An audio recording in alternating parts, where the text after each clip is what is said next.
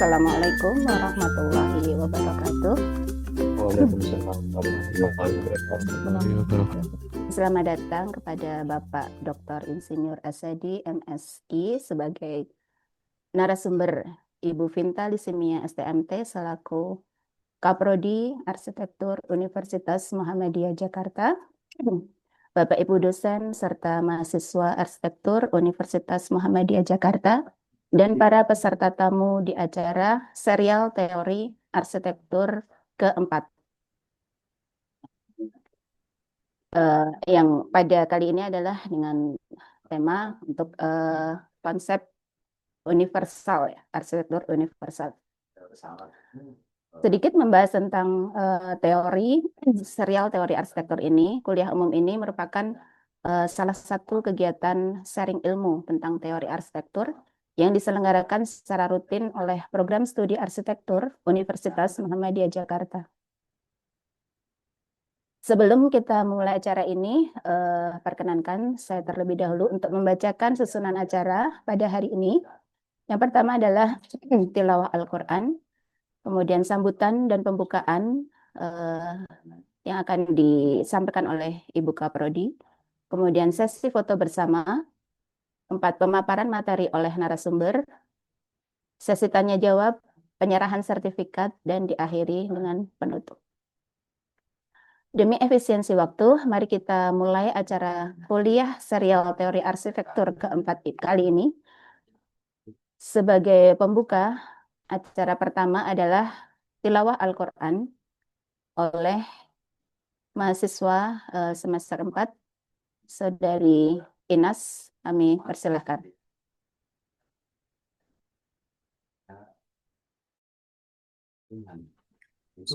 Assalamualaikum warahmatullahi wabarakatuh. Waalaikumsalam warahmatullahi wabarakatuh. A'udzu billahi minasyaitonir rajim. Bismillahirrahmanirrahim. Tabarakalladzi biyadihil mulku wa huwa ala kulli syai'in qadir. Allazi khalaqal mauta wal hayata liyabluwakum ayyukum ahsanu amala wa huwal azizul ghafur. Allazi khalaqa sab'a samawati tibaqa ma tara fi khalqir rahmani min tafawut. Marji'il basara hal tara min futur summa marji'il basara karrataini yanqalib ilaikal basaru khashi'aw wa huwa hasir. Walaqad zayyana as-samaa'a الدنيا بمصابيح وجعلناها رجوما للشياطين وأعتدنا لهم عذاب السعير. Shadaqallahul azim. Wassalamualaikum warahmatullahi wabarakatuh. Waalaikumsalam warahmatullahi wabarakatuh. Terima kasih kepada Saudari Inas yang telah membacakan ayat suci Al-Quran. Semoga yang membacakan dan mendengarkan tilawah Al-Quran tersebut dirahmati dan mendapat pahala dari Allah Subhanahu wa Ta'ala. Amin ya Rabbal 'Alamin. Untuk selanjutnya adalah sambutan sekaligus pembukaan acara secara resmi oleh Ketua Program Studi Arsitektur Universitas Muhammadiyah Jakarta, yaitu Ibu Vinta Lisimia STMT. Kepada Ibu Vinta, disilakan.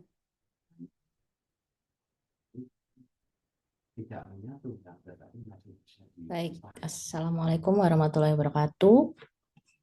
Waalaikumsalam warahmatullahi wabarakatuh. Suara saya terdengar ya? Ya, terdengar. Baik, terima kasih Bu Ratna atas waktunya. Alhamdulillah, pada kesempatan kali ini kita bisa melaksanakan serial teori arsitektur yang keempat dengan judul Universalisme dan Desain Arsitektur Universal. Ya kebetulan untuk tahun ini mungkin untuk serial teori arsitekturnya kita laksanakan bersamaan dengan puasa ya. Jadi mungkin tenaganya dihemat-hemat, tapi ya nggak apa-apa ya. Jadi menimba ilmu itu tidak ada batasannya. Nah, kembali ke esensi pelaksanaan serial teori arsitektur. Jadi tujuan pelaksanaan serial teori arsitektur itu memang sebagai pengantar untuk mahasiswa, khususnya mahasiswa arsitektur UMJ sendiri untuk nanti akan mendesain di studio perancangan. Jadi memang kita berusaha seragamkan temanya dalam satu semester itu agar nanti bisa diterapkan di studio perancangan. Jadi untuk mahasiswa yang saat ini sedang mengambil studio perancangan, nanti silahkan materi dari narasumber, yaitu Pak Asadi, dosen kita sendiri, itu silahkan nanti dicatat, karena itu istilahnya pemaparan materi itu memudahkan mahasiswa ya yang nanti akan menempuh perancangan untuk tidak perlu repot-repot membaca literatur lagi. Jadi cukup mendengarkan saja dan mencatat. Kemudian nanti kalian perlu terapkan di desain kalian masing-masing gitu. Jadi konsep universalisme maupun desain arsitektur universal itu sebenarnya bisa diterapkan pada bangunan jenis apapun. Nah, makanya itu nanti silahkan didengarkan yang dimaksud dengan arsitektur universal itu apa, karena itu nanti yaitu perlu kalian terapkan pada desain masing-masing. Nah, untuk kedepannya ya nanti mungkin akan kita selenggarakan lagi ya menyesuaikan dengan tema-tema yang lainnya untuk mengantarkan mahasiswa nanti saat studio perancangan ya. Memang sengaja dilaksanakan di awal semester karena ya itu tadi kan sebagai pengantar untuk mahasiswa merancang. Jadi silahkan disimak baik-baik pemaparan materinya dan dicatat ya, karena ya itu tadi saya bilang itu memudahkan kalian karena tidak perlu melakukan studi literatur mandiri. Cukup didengarkan saja paparannya, kemudian dicatat, nanti kalian tinggal terapkan di desain masing-masing. Ya, semoga setiap acara yang kami persembahkan itu memberikan manfaat yang seluas-luasnya bagi mahasiswa arsitektur, bagi kalangan arsitektur UMJ sendiri maupun untuk kalangan eksternal. Mungkin sekian aja dari saya. Semoga bisa mendengarkan paparan sebaik-baiknya. Terima kasih. Kita buka dengan membaca basmalah. Bismillahirrahmanirrahim. Saya kembalikan ke Bu Ratna selaku MC. Terima kasih. Wassalamualaikum warahmatullahi wabarakatuh. Warahmatullahi wabarakatuh. Terima kasih kepada Ibu Vinta Lisimia, STMT, atas sambutan dan pembukaan acaranya. Sebelum memasuki acara utama, mari kita berfoto bersama terlebih dahulu sebagai dokumentasi kuliah serial teori arsitektur yang keempat ini. Sesi foto bersama ini akan dipandu oleh Bapak Dr. Insinyur Dedi Hantono, STMT. Kepada Pak Dedi, disilakan. Oke, terima kasih Bu Ratna. Sebentar ya. Kalau bisa on cam ya, biar kelihatan ganteng-gantengnya, cantik-cantiknya ya. Tunggu ya, masih masih ada yang lagi on the way on cam.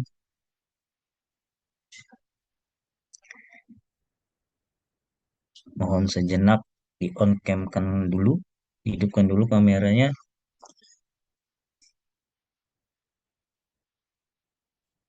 Di tempat saya ini ada dua layer. Ya, jadi nanti layer satu masih masih belum, masih setengah ini.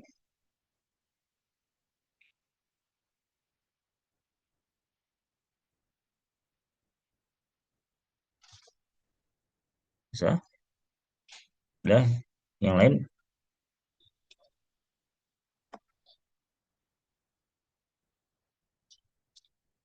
saya tunggu sebentar lagi. Masih ada yang on way.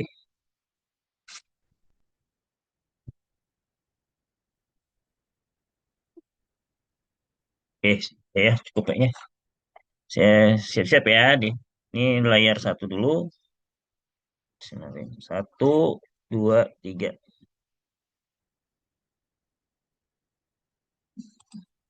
Bentar ya. layar kedua sebentar.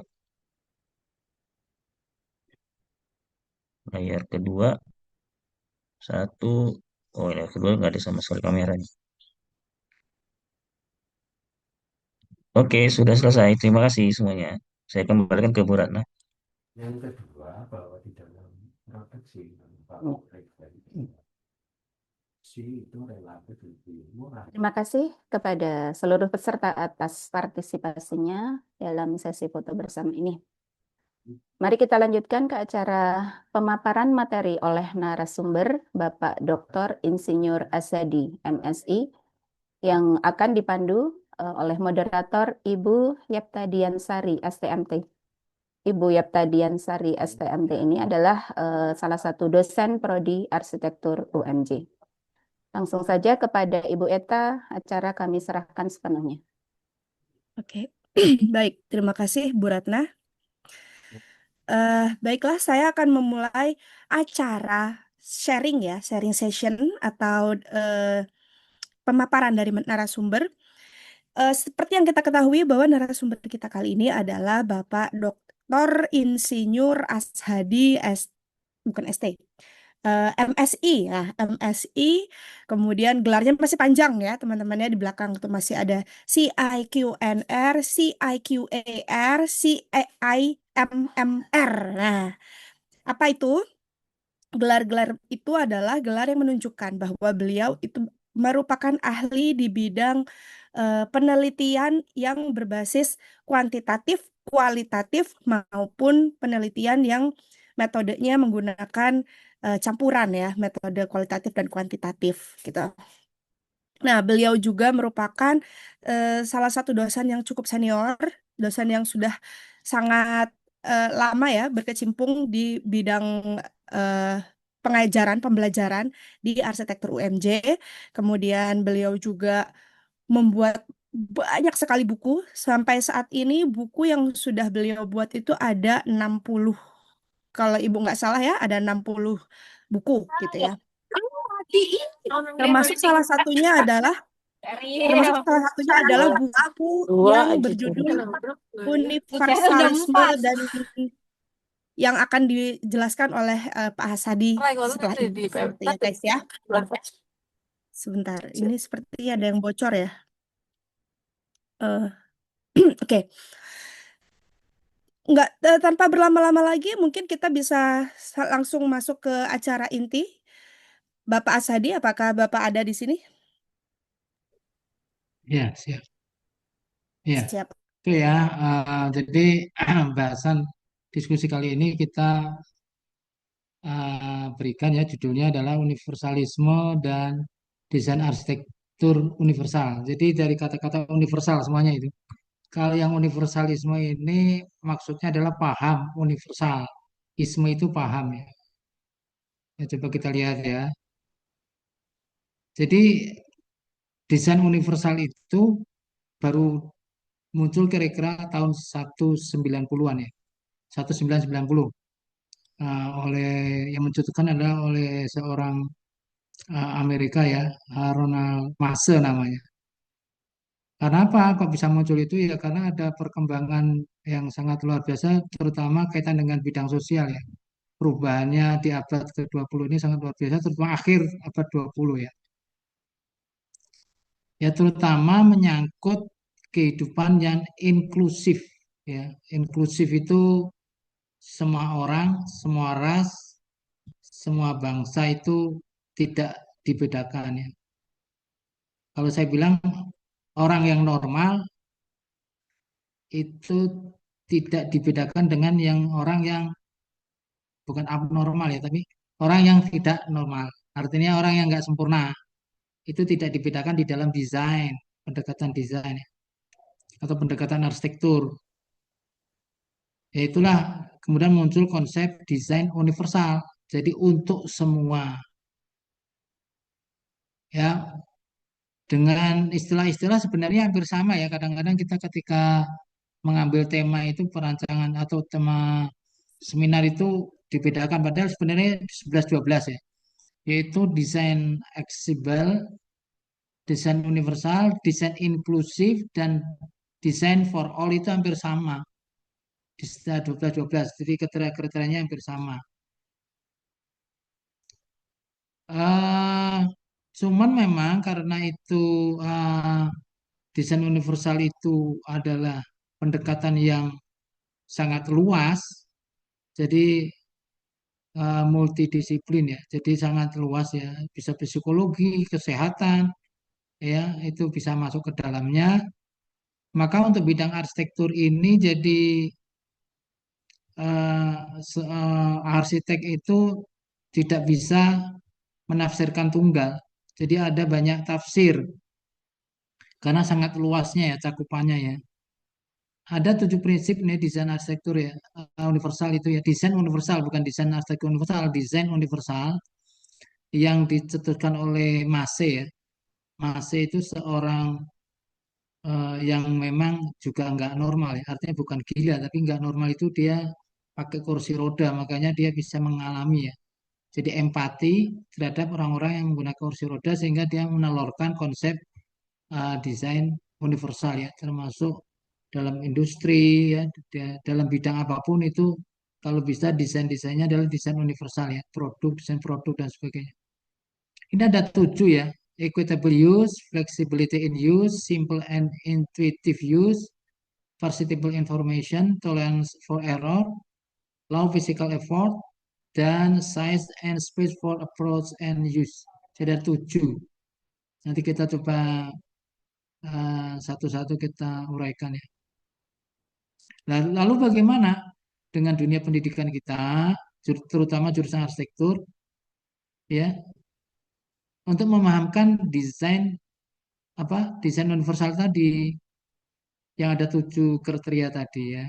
Karena apa? Karena mahasiswa arsitektur itu kan waktunya sangat pendek dalam studinya ya, waktunya sangat pendek sehingga perlu pembatasan-pembatasan dan penjelasan-penjelasan yang bisa dipahami oleh di bidang arsitektur ya.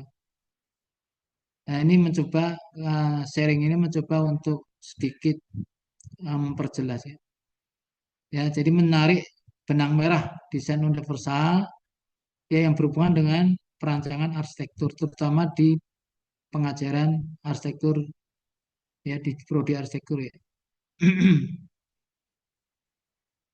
Jadi universalisme itu berakar dari zaman dulu ya, filsafat ya, zaman apa namanya, zaman Yunani ya, dan itu sudah ada dari sejak dulu yang didahului oleh pendapatnya Plato dan Aristoteles ya.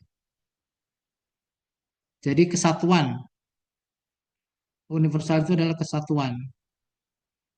Kalau Plato menyatakan bahwa universal itu adalah abstrak, kesatuan yang berupa abstrak, ya ide di kepala jadi abstrak ya. Sementara kalau Aristoteles itu yang berwujud itulah yang merupakan universalitas, merupakan kesatuan termasuk universe ya, alam semesta itu adalah wujud yang kelihatan. Nah, kemudian berkembang ini itu metodologi dari bahasa Prancis ada ya. Jadi intinya adalah universal itu kesatuan atau yang milik semuanya, keseluruhan, utuh, dimiliki bersama-sama dan sebagainya itu namanya universal. Kalau kita lihat dari bahasa Italia itu ada nomiro uno, uno itu satu, jadi memang kesatuan, ya. Kesatuan satu. Ah, kemudian kalau di bidang arsitektur nih ya, secara teoritis itu gerakan modern itu dipandang sebagai benar-benar menerapkan arsitektur universal yang memperhatikan orang normal ya. Ini belum memperhatikan orang yang tidak normal. Yang orang normal. Jadi sebelum abad sekarang ini, sebelum masih menelurkan desain universal yang melibatkan orang yang abnormal, ya itu semuanya itu sebenarnya konsep universal sudah diterapkan ya, terutama di gerakan modern ya. Itu apa namanya menyamakan hampir di seluruh dunia ya dengan gaya internasionalnya ya, itu sudah menerapkan desain universal ya dipakai untuk semua orang, semua bangsa, tetapi bukan untuk semua golongan manusia yang cacat, ya, yang tidak sehat itu bukan, tapi lebih kepada orang yang normal, yang sehat, yang lengkap dan sebagainya. Ya. Dan bagaimana sebelumnya itu apakah juga apakah sudah diterapkan? Ya sudah, tapi hanya dalam kawasan mungkin di Eropa saja, ya, seperti misalnya Renaissance itu di Eropa atau di negeri-negeri jajahan, ya, itu bisa juga universal. Jadi hampir sama seperti kita di negara kita ini gaya-gaya kolonial kan hampir sama dengan yang ada di Belanda, di Eropa ya. Jadi itu gaya-gaya universal. Jadi gaya universal itu sudah di bidang arsitektur gayanya ya sudah dilaksanakan pada masa-masa dahulu. Nah, ini adalah bentuk-bentuk arsitektur universal pada periode modern ya. Bentuknya hampir sama di mana-mana ini. Bentuknya hampir sama kotak karena memang form follow function ya. Jadi bentuk itu mengikuti fungsinya. Kalau kita di Jakarta ini di jalan-jalan protokol sana ya masih banyak bangunan modern ya. Dan itu universal, hampir sama di mana di Indonesia sama, Singapura sama, di Timur Tengah sama, di Amerika sama, di Jepang sama, ya. Ini universal tapi dalam arti universal yang dia tidak memperhatikan orang-orang yang tidak normal, orang yang sakit, disabilitas dan sebagainya tidak diperhatikan. Ini hanya khusus orang-orang yang normal. Jadi desain universal sudah dilakukan sejak lama. Nah, ini tadi bahwa saya bilang desain arsitektur itu, arsitektur desain universal itu 11-12 dengan desain aksesibel ya, hampir sama ini. Kalau di daerah Amerika itu muncul pertama namanya desain aksesibel atau accessible design ya tahun 1988. Kemudian di Eropa tahun 1994 itu namanya inclusive design. Ya hampir sama. Ya, penerapannya hampir sama. Kemudian di Universitas Desain itu di Amerika ya, yang dicetuskan oleh Ron Massey. Ron Massey dari Center for Universal Design di Carolina State University. North Carolina State University, NCSU. Jadi Massey ini dianggap sebagai orang yang mencetuskan desain universal. Nah, kemudian keluar lagi tahun 1993 itu di Eropa ada namanya Design for All. Jadi hampir sama 11-12. Nah, ada 7 ya tadi ya disampaikan 7 prinsip equitable use, flexibility and use yaitu fleksibilitas dalam penggunaan. Kemudian ketiga penggunaannya sederhana dan intuitif, simple and intuitive use. Kemudian yang keempat, informasi yang mudah dipahami, perceptible information. Kelima, toleransi terhadap kesalahan, tolerance for error. Upaya fisik yang rendah, low physical effort, dan ukuran dan ruang untuk pendekatan dan penggunaan, size and space for pros and use. Nah, ini adalah penjelasannya secara singkat, prinsip-prinsipnya yang tadi ya, 7 tadi. Ya, 7 saya kira enggak. Nah, sekarang bagaimana penerapan prinsip-prinsip desain universal ya yang mencakup 7 tadi dalam perancangan sektor. Saya memberikan 11 poin instruktif. Instruktif itu yang bisa diberikan ya yang bisa diberikan di dalam desain ya. 7 poin instruktif. Ya, ini menurut saya dari desain universal yang 7 tadi, kemudian saya mencoba untuk memberikan 11 poin instruktif Yang pertama ya, bangunan harus fungsional bagi dan dapat diakses oleh semua orang. Artinya bangunan itu harus fungsional. Sebenarnya ini sudah dilakukan oleh arsitektur paradigmanya modern. Arsitektur modern ya, tahun 19 dan awal 20 abad 20 itu sudah dilakukan, yaitu fungsional. Ya, fungsional. Cuman memang itu hanya memperhatikan orang yang normal. Jadi sebelum adanya konsep desain universal ini, itu semuanya itu hanya memperhatikan orang yang normal, ya, yang bukan sakit, orang yang tidak cacat, ya, ya itu.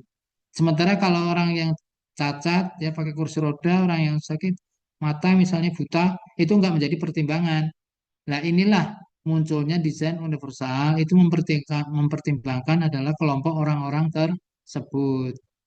Nah, contohnya bangunan yang fungsional, ya, yang dapat diakses oleh semua orang itu, contohnya misalnya ini kalau rumah ya, itu menghindarkan tangga. Jadi tangga untuk orang sehat, tetapi kalau untuk yang pakai kursi roda agak susah, maka di- didesain ya memperhatikan adanya tangga masuk tanpa tangga. Jadi menggunakan rem atau rampa. Dalam bahasa Indonesia itu rem itu rampa. Ya, kemudian untuk kamar mandi itu roll in shower, artinya itu antara lantai itu nggak ada batasnya. Jadi orang yang pakai kursi roda itu tidak terlalu sulit ketika masuk ke dalam kamar mandinya. Jadi tidak ada perbedaan tinggi lantai. Kalau kita, kalau umum, kalau normal kan ada kira-kira 3 cm lah minimal. Itu ada perbedaan supaya air tidak keluar. Kalau ini tidak ada batasnya, jadi rata. Sehingga bagaimana penyelesaian airnya, yaitu membutuhkan penyelesaian tersendiri. Ada pengeringnya juga ya. Kemudian biasanya juga pakai shower karena supaya air tidak membleber kemana-mana. Ya, pakai shower ya.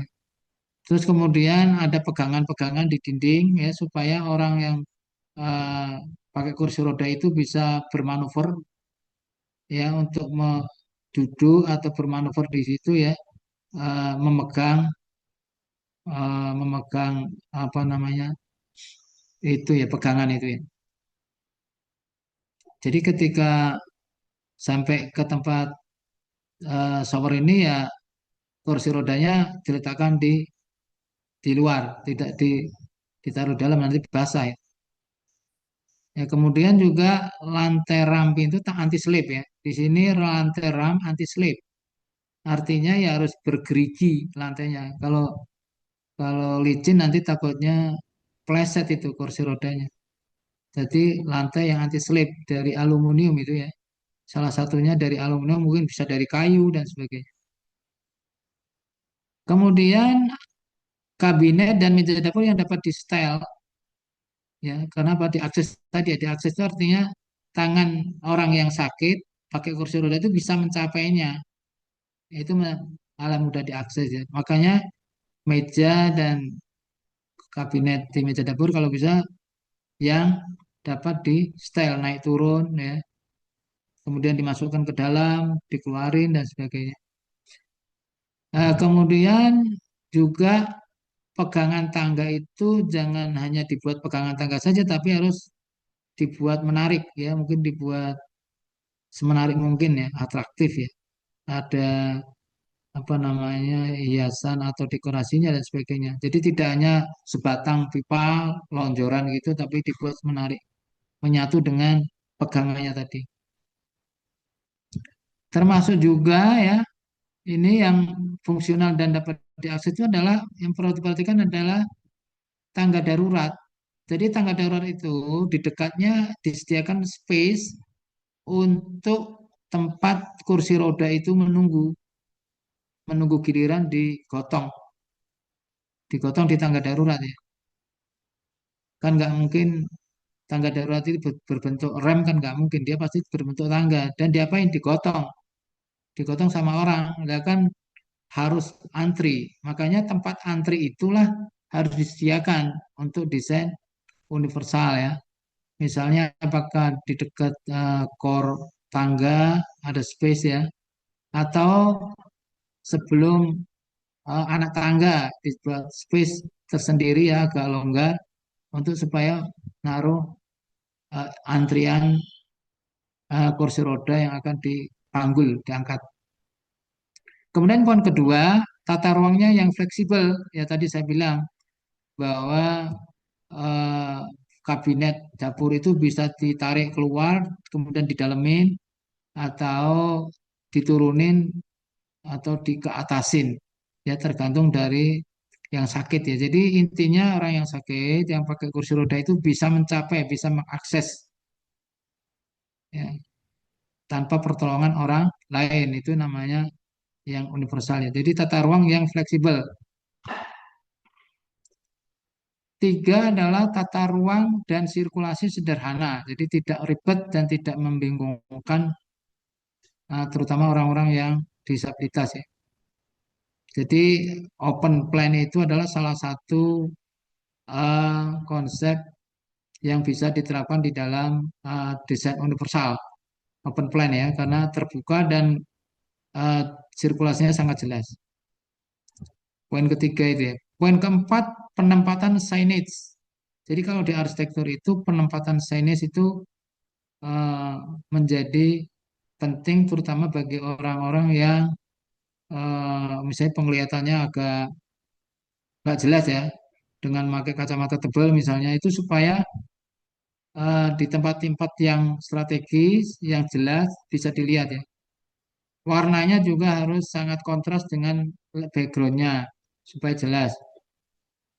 Kemudian kalau di dekat pintu itu juga harus ada signage-nya ya, di belakang pintu atau dekat dengan pintu supaya tahu oh ini untuk laki-laki ya, oh ini untuk perempuan, jangan sampai kita salah masuk ya. Dan biasanya simbol-simbol yang digunakan itu sudah bersifat internasional ya, bersifat universal. Simbol laki-laki itu gambarnya seperti apa, simbol laki-laki seperti apa. Kita nggak boleh membuat simbol-simbol baru ya, karena ini adalah desain bersifat universal. Nah, kemudian poin kelima, bentuk dan elemen ruang yang bisa menciptakan rasa aman ya bagi semua orang. Ini contohnya adalah untuk parkir. Jadi kalau misalnya parkir, membuat desain parkir itu sediakan di bagian pojok itu adalah untuk yang pakai kursi roda. Sebab kalau kalau pakai kursi roda itu dia harus membutuhkan akses yang agak luas.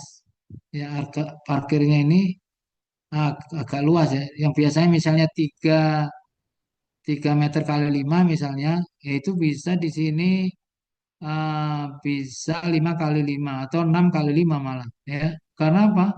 Karena ada akses untuk keluar kursi roda ya dari mobilnya. Jadi perlu mungkin disediakan 2 gitu ya di pojok disediakan 2 supaya jelas. Jadi jangan sampai dia parkir di parkir umum, dia nggak bisa keluar karena sebelahnya kan nanti ada mobil, nggak bisa keluar ya, kasihan. Jadi ini perlu disediakan ya, termasuk nanti kalau misalnya di teater ya, jangan lupa di teater itu di dalam bangunan, di auditorium itu ada penonton, itu disediakan ruang space untuk tempatnya orang yang pakai kursi roda. Di mana dia? Karena kan nggak mungkin kita melarang, oh yang pakai kursi roda nggak boleh nonton ya kan, nggak bisa juga. Nah, disediakan tempatnya di mana. Nah, kemudian nomor 6, poin 6, bentuk dan elemen bangunan harus mudah dimanfaatkan dengan seminimal usaha. Artinya kita nggak perlu usaha berat, tapi bisa dimanfaatkan oleh semua orang, termasuk yang tadi disabilitas atau misalnya sudah tua, renta. Contoh yang sebelah kanan ini adalah dia akan pindah ke bangunan itu dengan jalan aja dia. Misalnya dari lantai 2 menuju ke lantai 2 sebelah sana itu dengan jalan aja santai aja dia. Lewat rem sambil menikmati taman. Jadi tidak perlu di halaman ya, tapi dia di lantai 2 ke lantai 2 dengan rem, apa bukan rem, tapi dengan jalan yang menghubungkan ya, dibuat di atasnya taman. Itu juga memudahkan, memudahkan orang yang mungkin udah tua ya. Kalau yang sebelah kiri itu namanya strams, saya menyebutnya ya, stram. Saya menyebut stram, yaitu gabungan antara stair, tangga dengan rams, strams. Kata-kata stram ini sebenarnya belum familiar ya. Tapi saya menemukan di suatu tulisan gitu dia menyebutnya strams. Ya saya pakai di sini ya. Strams itu adalah tangga yang digabung dengan rem. Tapi untuk bagi beberapa peneliti ini kalau bentuknya agak sempit itu jangan diterapkan karena takutnya akan membingungkan orang yang akan naik. Ya, tapi kalau misalnya luas itu bisa. Ini adalah 7 ya, tata ruang dan bangunan yang berskala manusia. Artinya berskala manusia itu bisa dicapai oleh manusia. Dicapai oleh apa? Oleh tangannya, oleh kakinya, oleh pandangan matanya, terutama oleh seluruh tubuhnya. Ya, penglihatannya, tangannya, itu adalah berskala manusia. Artinya bukan berarti misalnya kita mendesain auditorium untuk teater misalnya. Bukan berarti itu plafonnya harus bisa disentuh dengan tangan. Itu rendah itu nanti jelek. Ya artinya bahwa pandangan mata itu harus mencakup semuanya. Ya. Kemudian kaitan dengan misalnya akustiknya, ya, audiovisualnya. Audiovisual itu juga harus diperhatikan ya telinga sama mata. Jadi bukan berarti bisa dipegang saja, tapi bisa dipandang dengan nyaman oleh orang yang normal maupun yang tidak normal, atau didengarkan oleh orang yang normal maupun yang tidak normal. Makanya tetap prinsip-prinsip akustik harus diterapkan. Nah, seperti ini nih. Ini artinya skala-skala manusia ya. Skala yang bukan manusia, ya itu contohnya misalnya piramid, ya itu bukan skala manusia, ya. Ya, piramid itu bukan skala manusia. Skala manusia itu adalah skala fungsional. Skala fungsional itu adalah skala manusia. Cuma ditambahkan di sini desain universal itu adalah manusianya termasuk manusia yang tidak normal. Ini contoh-contoh dari tadi ya, ini adalah contoh dari potongan bangunan yang berskala manusia. Kemudian poin 8 itu ruang yang multifungsi. Multifungsi kalau bisa ya. Sini sebenarnya dapur nih. Dapur ini multifungsi yaitu lantainya itu terus kemudian ada yang ke bawah ada anak tangga. Kemudian di sini lantainya jadi meja, meja makan. Terusan lantai ini bisa jadi meja makan. Sebelah kanannya adalah ada kabinet untuk dapur ya. Yang ujung sana itu adalah ruang tamu. Ya, jadi ini fungsional ya. Ada ruang tamu, ada dapur ya, ada untuk layak-layak sebelah kiri ini kayaknya layak-layak tempat duduk ya. Nah, kemudian yang sebelah kanan, ruang tidur multifungsi ya. Di sini ada ruang jadi belajar, dari perpustakaan, jadi nonton TV, tapi adalah untuk penghuni kamar, kamar tidur ini ya. Nggak bisa misalnya ini kamar tidur siapa, tapi di sini semua orang bisa masuk ke sini kan nggak bisa juga. Artinya multifungsi ini adalah tempat belajarnya anak itu, tempat nonton TV-nya anak itu ya. Jadi dalam satu ruangan saja dari ruang belajar. Ruang tidurnya jadi ruang belajar, ruang nonton TV, perpustakaan dan sebagainya. Nah, ini adalah poin 9. Penggunaan material yang dapat menciptakan kenyamanan, ya kenyamanan itu bagi semua orang. Di sini saya kasih contoh paving taktil yang agak kasar di luar bangunannya. Finishingnya agak kasar ya. Paving taktil, taktil itu adalah yang bisa teraba, baik menggunakan alat maupun secara langsung pakai tangan, itu namanya taktil ya. Nah, di sini kita bisa jumpai juga di Cempaka Putih itu juga banyak menggunakan paving taktil.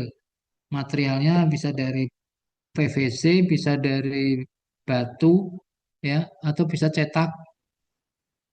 Kemudian kalau yang dari ini yang di interior dibuat secara halus, finishingnya lebih halus ya ini, taktilnya ini dibuat secara halus. Dan ini juga ada biasanya dari parkiran, area parkir menuju bangunan ya. Itu biasanya ada giniannya nih, paving taktilnya, tapi lebih halus. Jadi penggunaan materialnya itu juga harus diperhatikan. Nah, kemudian bentuk dan elemen bangunan yang tidak menimbulkan rasa takut bagi semua orang, terutama bagi yang punya apa ya, orang yang melihat sesuatu yang mau jatuh itu deg-degan dadanya. Kemudian apabila dia melihat sesuatu yang eh, ikan ingin menimpa dirinya, dia jadi takut. Lah, seperti itu di desain universal udah nggak boleh, bukan nggak boleh. Kalau konsepnya desain universal nggak seperti ini. Ini adalah bangunan-bangunan, contohnya adalah yang bangunan yang menakutkan ya, ini dikonstruksi ini. Jadi konsep dikonstruksi seperti ini bagi orang-orang, sebagian orang itu menakutkan. Menakutnya apa? Khawatir itu jatuh bangunannya sehingga dia deg-degan gitu ya dadanya ya. Nah itu tidak boleh. Kemudian yang terakhir yang 11 ya. Nanti kita diskusi saja saya kira. Bangunan yang responsif iklim. Ya, responsif iklim itu artinya tetap memanfaatkan sinar matahari, ya iklim apa kalau di sini iklim tropis ya tumbuh-tumbuhannya ya dihadirkan ya lanskapnya ya tetap lanskap ini memperhatikan juga orang yang cacat tadi ya adanya rem ya kemudian naik turunnya juga tidak terjal antara satu bagian dengan bagian lain dihubungkan ya dan ini di atas atap bangunan kampus ya kampus di Thailand ini contohnya ini jadi atasnya itu dibuat lanskap dan taman yang taman pangan ini. Jadi bisa dipanen, ada yang bisa dipanen ya. Taman pangan bisa dinikmati ya di atas atap bangunan kampus. Dan ini merupakan salah satu bangunan yang mendapat penghargaan ya. Dan dianggap bangunan yang responsif terhadap iklim dan aksesibel. Orang kalau mau ke atap ini dari bawah ini nggak terasa capek dia karena terlalu landai ya. Landai sehingga tidak terlalu capek. Antara satu bagian dengan bagian yang lain, antara taman satu atau kebun satu dengan kebun yang lain tidak terlalu lelah, tidak terlalu terasa lelah karena di beberapa tempat itu ada pemberhentian untuk istirahat. Ya, saya kira itu ini 11 poin ya kayaknya. Ya, nanti kita lanjutkan untuk diskusi dan tanya jawab. Ya, terima kasih. Assalamualaikum warahmatullahi wabarakatuh. Waalaikumsalam warahmatullahi wabarakatuh. Baik, terima kasih Pak Sadi atas sharingnya, atas materinya tentang universalisme ya. Baik, sekarang sesi tanya jawab. Sudah ada beberapa pertanyaan nih Pak Ashadi di chat box. Saya bacakan satu-satu ya Pak ya. Dimulai dari yang pertama adalah dari Danis Fazli Nugroho. Danis nanya Pak, gimana langkah apa yang harus dilakukan mahasiswa arsitektur supaya terbiasa merancang secara inklusif sejak dari tahap awal? Nah, ini pertanyaannya teknis sebagai mahasiswa ya Pak Ashadi ya. Silakan mungkin Pak Ashadi mau dijawab dulu. Ya, jadi memang kalau desain universal itu memang harus sejak awal dipikirkan. Kalau dulu enggak. Dulu itu sebelum adanya si Ron Mase ini menciptakan atau menelurkan konsep desain universal, itu dulu memang universal itu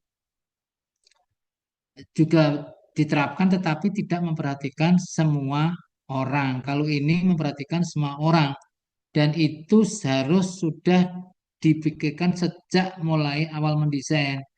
Kalau dulu kan misalnya kantor Oh, sekarang gimana untuk menyediakan orang yang disabilitas? Maka dibuatlah rem, ditambahkan di depan, ditambahkan remnya. Ya, kemudian oh ini dindingnya dikasih pegangan. Jadi baru ditambah-tambahkan saja.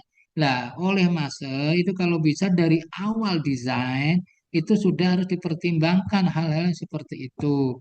Jadi pertanyaannya bagaimana eh, bisa kita memulainya dari awal? Ya, mulai dari yang kecil saja desainkan rumah tinggal misalnya. Berarti tadi prinsip-prinsip yang bisa diterapkan di tangga itu bukan berarti nggak boleh. Tangga kan untuk orang sehat, tetap ada, tetapi dilengkapi dengan remnya. Sebab selama ini kalau saya dulu kuliah itu, kalau rem itu pasti di rumah sakit. Kalau mendesain rumah sakit ada remnya, kalau nggak rumah sakit nggak ada remnya. Nah, kalau sekarang karena kita memperhatikan orang-orang yang disabilitas, orang-orang yang cacat tubuh, ya, kaki, tangan, bahkan mungkin mata, ya, itu mulai sekarang diperhatikan. Misalnya, kalau untuk orang yang maaf ya, mungkin orang yang buta itu dia meraba-raba ya, tangannya itu sambil memegangi ketika jalan dia memegangi dinding misalnya. Nah, itu juga teksturnya dibuat yang tidak halus. Dia punya tekstur tersendiri yang membedakan ruang satu dengan ruang lain misalnya. Oh, ini ruang ini sampai ruang ini ya itu. Contohnya seperti itu ya. Jadi kalau untuk yang tadi tangga bisa ditambahkan dengan rem, rampa ya atau rampa. Kalau untuk dinding bisa misalnya dibuat untuk tidak halus semua ya, tidak halus semua tapi dibuat agak ada tekstur yang membedakan ruang apa dengan ruang apa supaya orang yang jalan itu terutama yang eh, penglihatannya tidak normal atau tidak bisa melihat dia bisa merasakan ini ruang apa sih ya atau dengan cahaya lampu misalnya oh kalau lampu ruang apa itu terang sekali sehingga orang walaupun nggak bisa melihat matanya tapi bisa merasakan oh ini kondisinya terang agak terang itu akan berpengaruh kepada panca inderanya. Ketika misalnya ruang makan, oh agak redup dan sebagainya, itu bisa dirasakan oleh eh, orang-orang yang tidak normal tadi. Ya dari rumah bisa, terutama dari rumah kan, dari kecil dulu rumah, kemudian meningkat ke kantor dan sebagainya. Kalau bangunan publik disediakan misalnya taman stram tadi ya, stram itu stair dan ram. Kalau di interior itu kalau bertingkat disediakan lift yang ukurannya juga mempengaruhi kursi roda ya. Jadi berbeda biasanya. Ukurannya tidak bisa kecil, dia bisa besar liftnya. Jadi bukan ukuran normal untuk lubang liftnya. Terus kemudian tangga darurat misalnya disediakan space untuk menempatkan kursi roda yang menunggu antrian di gotong ke bawah.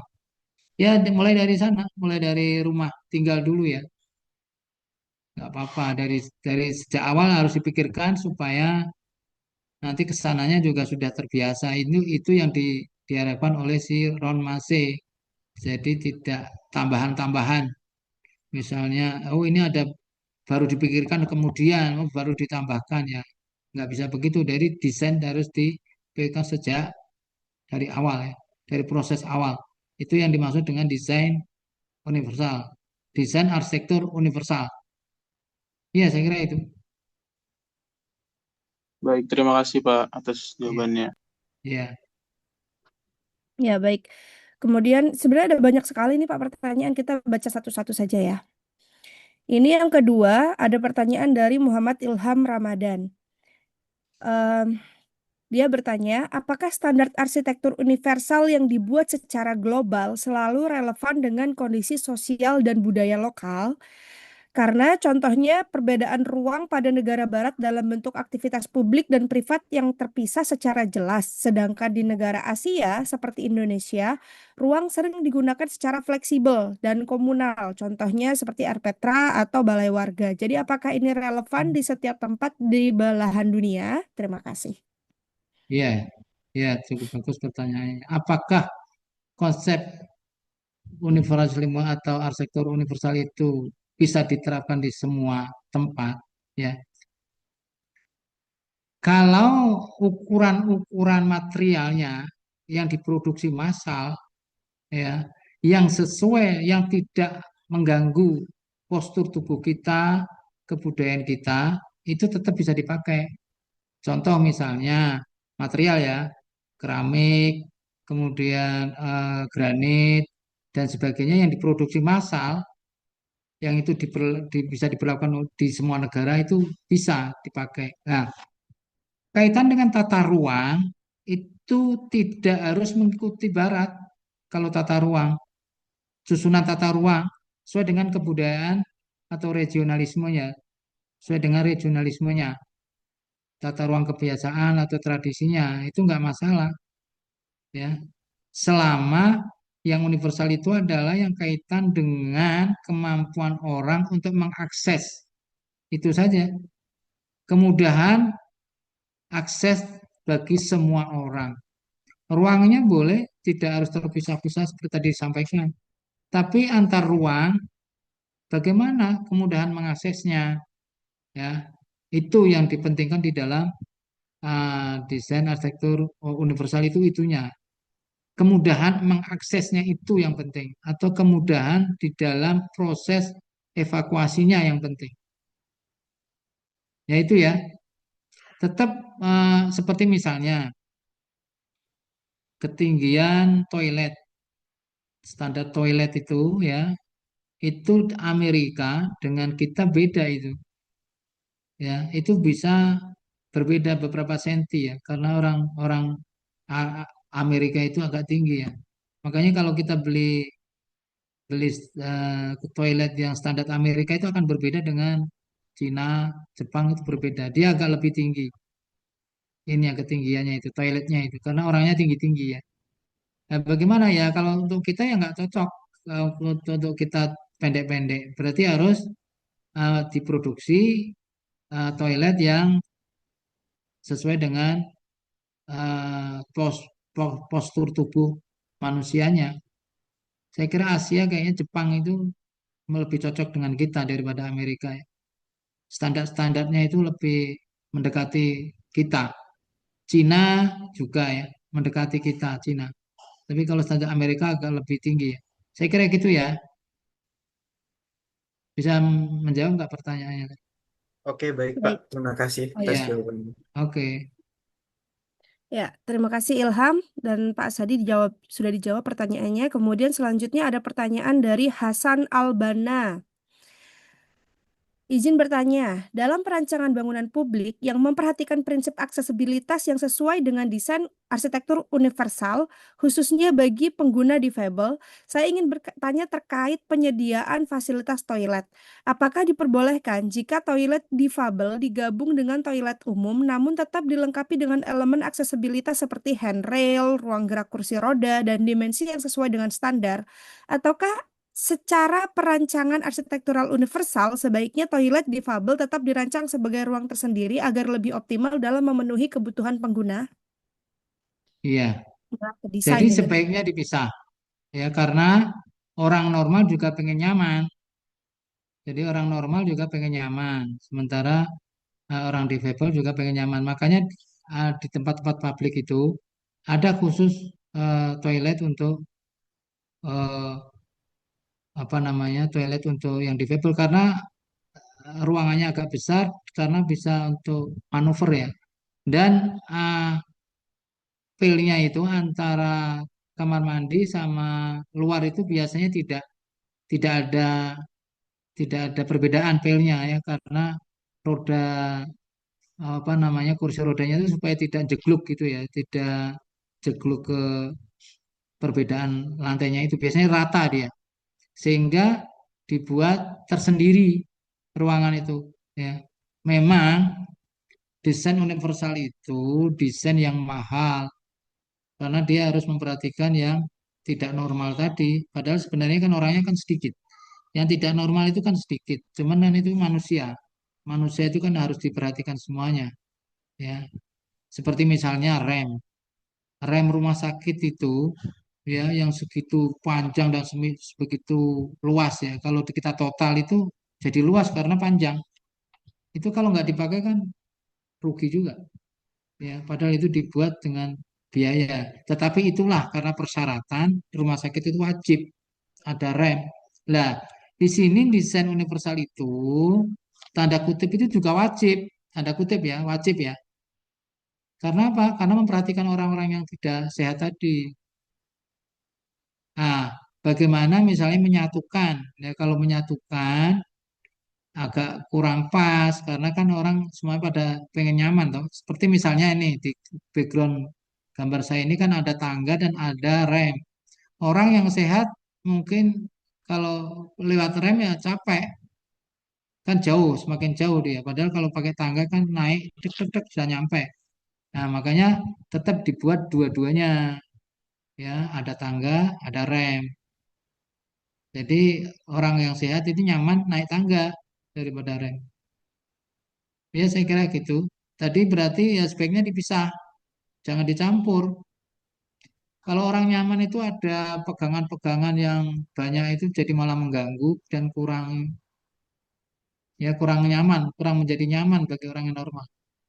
Terlalu sempit nanti ruangannya jadinya. Ya saya Ya, kira gitu ya. baik. Terima kasih Pak Sadi. Bagaimana Hasan Albana? Baik, Bu.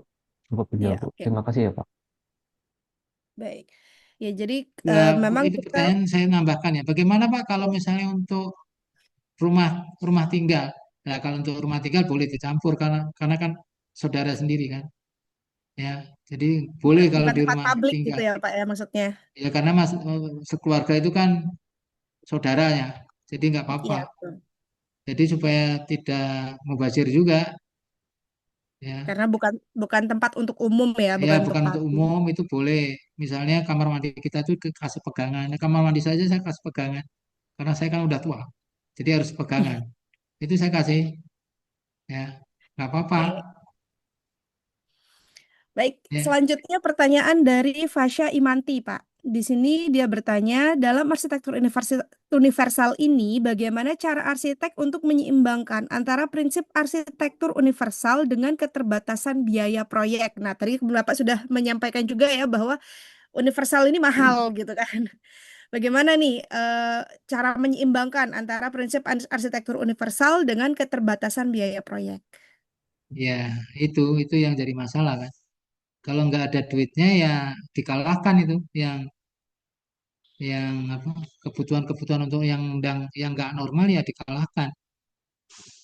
Makanya desain arsitek universal itu harus menambah biaya, ya harus dia menambah biaya. Contohnya misal tadi, kalau ruangannya itu dekat tangga darurat harus dikasih space lagi, yang sehari-harinya tidak dipakai itu kan sehari-hari tidak dipakai itu, space itu. Kalau misalnya yang datang itu tidak ada yang pakai kursi roda atau yang di kantor itu tidak ada yang pakai kursi roda kan nggak terpakai. Ya, tapi tetap harus disediakan, ya. Ya makanya desain arsitek universal itu menambah biaya. Kan di sini belum ada kewajiban, tanda kutip ya. Kecuali rumah sakit. Kalau rumah sakit itu wajib. Karena kan yang dilayani orang-orang yang sakit. Jadi ya harus wajib. Adanya rem, kemudian adanya toilet yang khusus, pasien, ada itu. Ya, jadi didesain toiletnya itu memang untuk pasien, bukan untuk yang sehat. Utamanya itu. Jadi kalau untuk bangunan-bangunan yang bukan rumah sakit, ya kalau duitnya nggak ada ya gimana? Kecuali kalau diwajibkan ya. Misalnya pemerintah mewajibkan ya berarti harus mengurangi budget untuk konstruksi yang lain. Kalau misalnya diwajibkan oleh pemerintah, sekolahan harus ada remnya, harus ada toilet untuk disable misalnya. Nah, berarti ada tambahan uang atau ada biaya konstruksi untuk ruang lain dikurangi. Ruangannya yang dikurangi, mungkin ruangan gudang jadi nggak ada, sehingga anggarannya cukup, ya anggarannya cukup. Jadi kalau itu tetap diadakan, dia akan mengurangi ruang-ruang yang lain yang terutama kaitannya dengan anggaran ya. Kaitan dengan ruang kan ya, karena kan space ya, membutuhkan space sendiri. Ruang kamar mandi khusus untuk disabilitas itu kan ruang, bukan material, jadi ruang. Jadi ketika ruang ya ruang, belum nanti materialnya atau konstruksinya. Jadi tetap ada perubahan ruang kalau ingin dipaksakan ya. Jadi ada perubahan ruang. Ya gitu ya. Kalau misalnya diwajibkan ya tetap harus diadakan. Kalau diwajibkan dengan nanti ada perubahan tata ruang. Ya saya kira itu. Baik, gimana Fasya? Baik, Pak, jelas. Terima kasih, Pak. Oke. Kita lanjutkan ya Pak. Pertanyaannya ada dua lagi sebenarnya yang di chat box. Yang pertama itu dari Bu Anissa. Mengapa konsep universalisme dalam arsitektur mendapat kritik dari pendekatan regionalisme dan bagaimana perdebatan tersebut mempengaruhi perkembangan teori arsitektur kontemporer? Wah, ini pertanyaannya Ya, sudah advance. itu tadi menyambung pertanyaan mahasiswa yang ada tadi ya. Kalau di Indonesia bagaimana? Ya, jadi kalau universal itu ini kaitan dengan desain arsitek universal yang mase ya, bukan yang ada di buku saya itu kan desain universal universal yang modern ya, artinya yang khusus untuk orang-orang normal. Sehingga desain universal modern itu menjadi bertabrakan dengan konsep regionalisme yang memperhatikan potensi-potensi lokal. Ya, kalau di buku saya itu adalah konsep universal dalam arti paradigma modern yang hanya memikirkan orang-orang normal. Ya, universal modern itu kan dikritik karena apa? Karena dia tidak memperhatikan regionalisme, potensi-potensi lokal. Jadi ini bertabrakan sehingga tidak bisa dipaksakan itu. Ya, ini konsep modern ya, yang universal yang di buku saya itu. Kalau yang di sini yang kaitan dengan arsitektur universalnya si Mase atau konsep desain universalnya si Mase itu hanya akan menjadi tidak cocok apabila berkaitan dengan postur tubuh kita, kebiasaan budaya kita. Itu tidak bisa diterapkan begitu saja tadi menjadi pertanyaan ya. Jadi untuk tata ruang ya, untuk penyelesaian itu tetap budaya kita atau kebiasaan-kebiasaan di lokalitas kita itu juga tetap harus kita menjadi hal yang penting. Itu regionalitas namanya. Regionalitas itu harus menjadi penting. Cuman fasilitas-fasilitas yang bisa diterapkan ya secara universal ya seperti adanya rem, adanya pegangan tangga, kemudian adanya penempatan signage yang tepat dan sebagainya itu adalah bisa. Ya, itu kan tidak secara langsung berpengaruh kepada kebiasaan tradisi kita ya. Itu bisa. Ya, selama tidak mengganggu ke kelokalan kita ya bisa kita terapkan. Ya, kalau kita lokalnya itu lebih kuat ya lokalnya saja kita tetapkan kemudian prinsip-prinsip dari desain universal itu yang bisa diterapkan kita terapkan. Ya, contoh seperti misalnya tadi orang kita itu kecil-kecil misalnya, ya berarti ya mungkin remnya yang nggak terlalu lebar, misalnya ini untuk satu kursi roda misalnya, atau misalnya eh, toilet urinoir misalnya, urinoir itu ukuran kita dengan orang Amerika kan berbeda ya. Nah itu bisa menggunakan yang lokal yang dibuat oleh kita misalnya kan ada juga produksi-produksi uriner toilet itu dari kita ya, iya apa-apa itu ya, atau dari Jepang dan Cina. Jadi organismenya itu adalah akan kita utamakan apabila universal itu tidak sesuai dengan kondisi tubuh manusia atau kebiasaan kita di kita sini ya, lokalitas ini. Kalau nggak sesuai ya kita gunakan yang lokalitas, kemudian kita ambil yang cocok dengan dengan tubuh kita ya. Kalau masalah buta itu kan sama ya, nggak bisa melihat, sana juga nggak bisa. Tapi ukuran tubuh itu berbeda, ukuran tubuh berbeda. Iya, saya kira gitu. Ya, itu hubungannya berarti dengan antropometri juga ya, Pak Ya, ya? betul, dengan antropometrik manusia, terkait gerakan manusia. Ya, baik. Bagaimana Bu Anissa? Ya, baik. Terima kasih Pak Azadi jawabannya. Ya, terima kasih Bu Anissa. Kemudian selanjutnya ada pertanyaan dari Ratu Larasati. Dia bertanya, bagaimana peran arsitek dalam meningkatkan aksesibilitas pada bangunan publik yang sudah existing, jadi yang sudah terbangun gitu Pak, dan secara umum sering digunakan namun belum ramah difabel. Itu kira-kira apa yang bisa dilakukan sebagai seorang arsitek untuk bangunan-bangunan yang sudah terlanjur terbangun tapi belum ada konsep universalisme di dalamnya.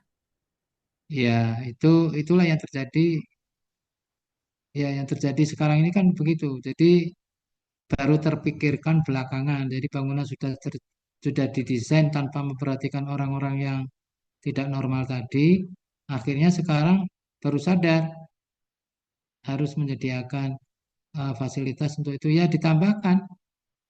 Ya, jadi nanti akan merubah sedikit konsep awal.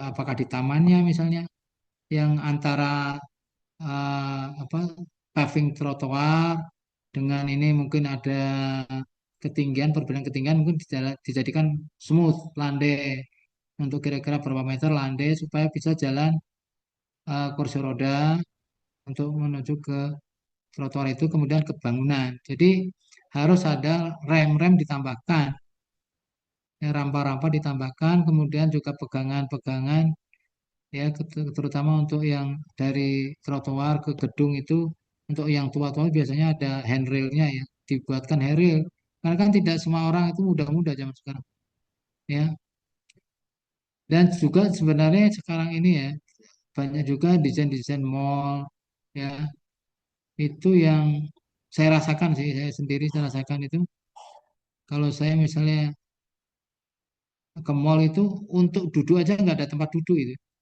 Jadi harusnya kan disediakan lobby-lobby tertentu gitu, di situ ada tempat duduknya. Jadi kalau orang-orang yang sudah berumur, jalan kira-kira hanya 10 meter, 20 meter aja udah ngos-ngosan, sehingga perlu perlu duduk. Lah itu kadang-kadang mal-mal yang sekarang itu tidak memperhatikan itu.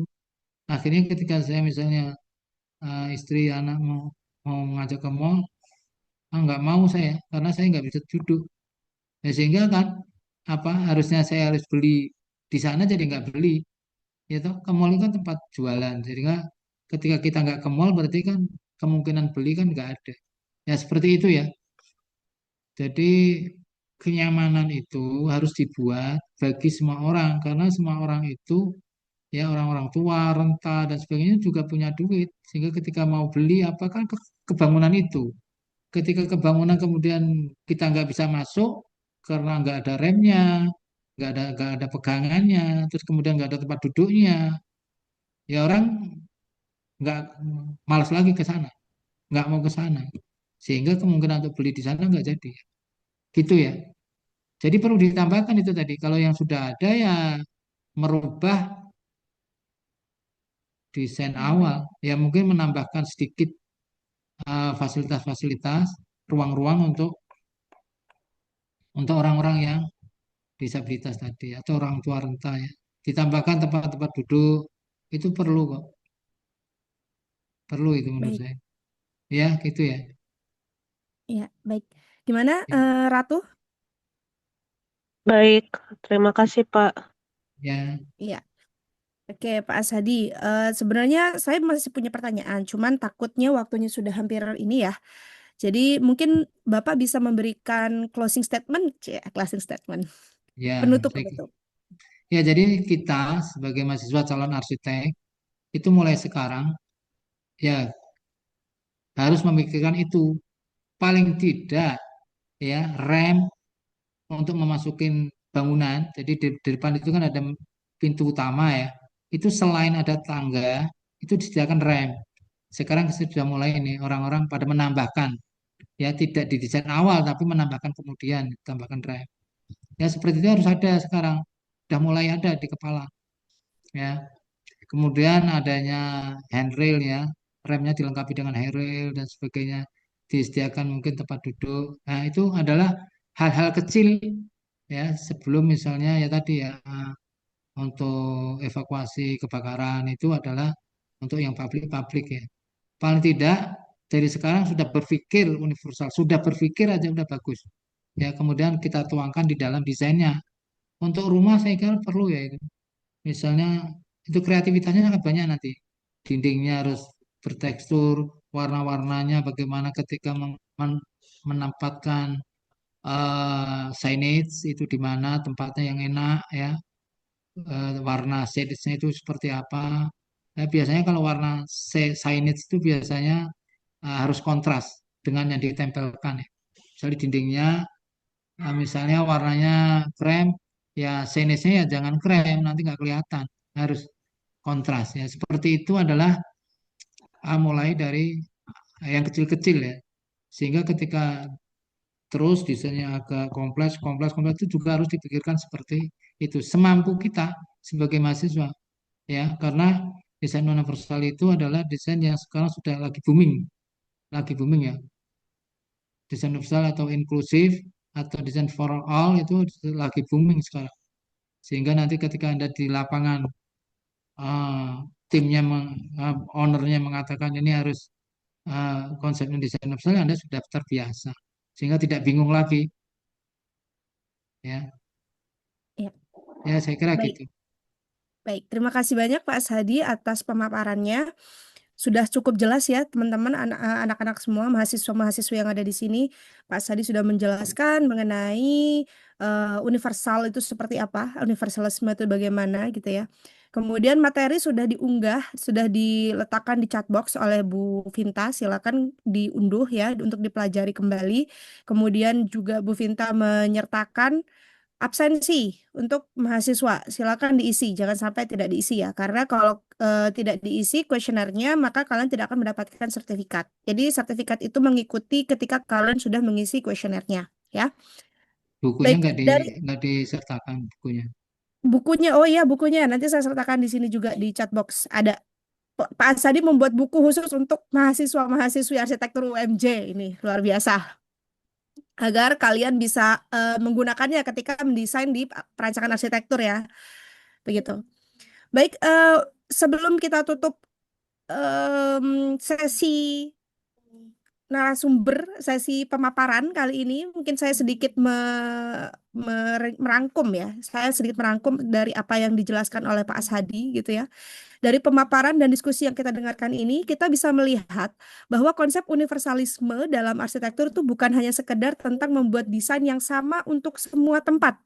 Jadi kita nggak bisa menyamakan satu tempat dengan yang lainnya agar itu bisa menjadi sebuah universal gitu ya.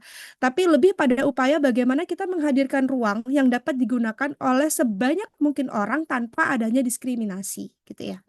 Kemudian prinsip-prinsip desain universal ini memberikan kerangka untuk memastikan bahwa arsitektur tidak hanya indah secara estetika, tapi juga terasa adil secara sosial dan fungsional bagi berbagai kelompok pengguna. Jadi tidak hanya satu dua pengguna saja, tapi semua juga bisa menggunakan, termasuk tadi difabel gitu ya.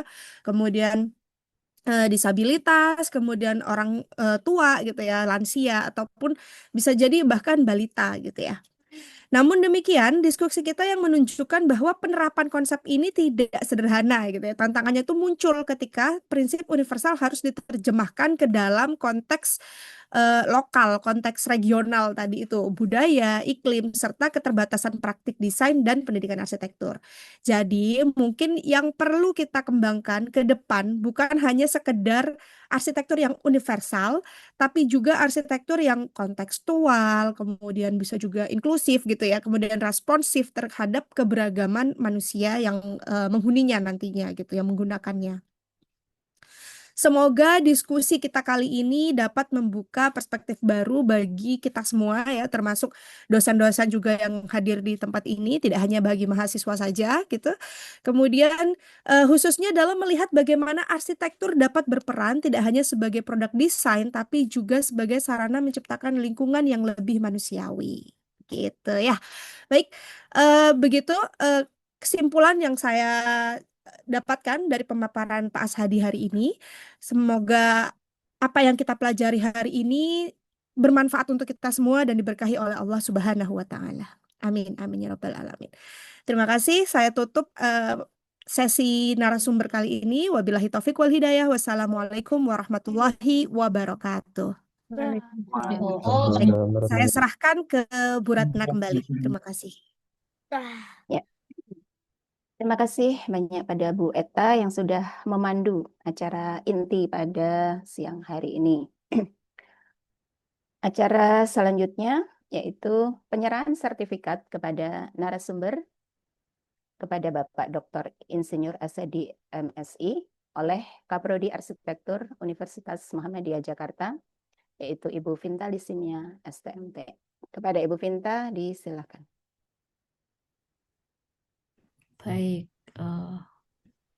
sebentar saya coba share screen. Oke, apa sudah terlihat sebentar ya? Apa sudah terlihat di layar? Sudah. Oh ya, alhamdulillah. Baik, terima kasih. Jadi acara hari ini bisa berjalan lancar. Semoga yang mendengarkan bisa mendapat ilmu ya, ilmu yang bermanfaat dan bisa diterapkan mungkin di perancangan. Kemudian terima kasih kepada narasumber hari ini Pak Ashadi yang sudah menjelaskan, sudah memaparkan terkait konsep universalisme paradigma mungkin ya, dan desain arsitektur universal. Nanti kita tunggu ya semuanya di kesempatan serial selanjutnya. Terima kasih. Untuk sertifikat nanti akan dikirim ke emailnya langsung. Saya kembalikan ke MC Bu Ratna.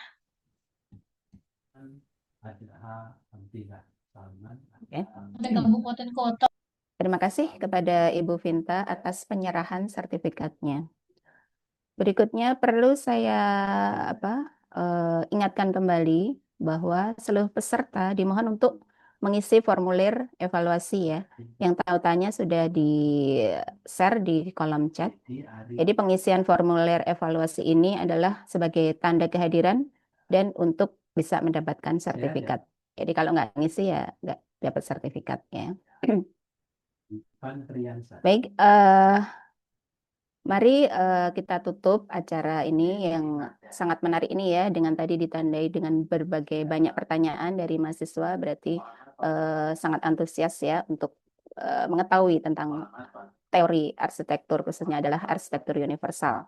Dan nanti ditunggu untuk serial teori arsitektur selanjutnya yang itu dilaksanakan setiap tahun ya. Jadi nanti serial teori arsitektur yang kelima di tahun depan. Nah, sebagai pembawa acara, saya mohon undur diri.